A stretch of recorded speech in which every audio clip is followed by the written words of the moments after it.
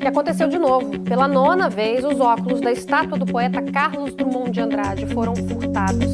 Não acredito. Pois é, roubaram o óculos de novo? Pois é.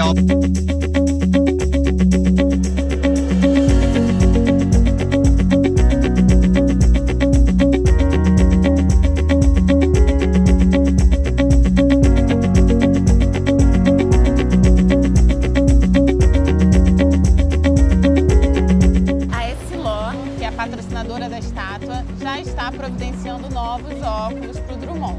Mas enquanto eles não ficam prontos, eu convido você, que tem o Carioca DNA, para vir aqui, colocar os seus óculos na estátua e postar uma foto com a hashtag Eu Cuido do Drummond.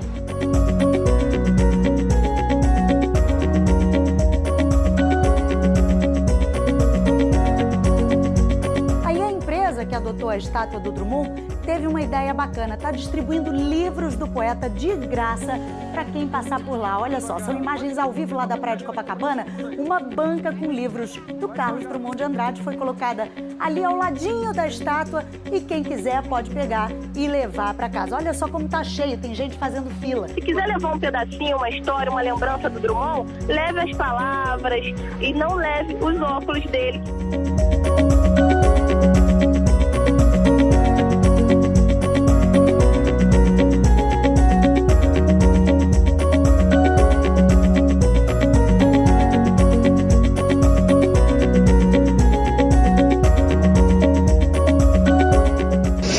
Mais do que a recuperação do monumento, é um simbolismo de amor ao Rio de Janeiro.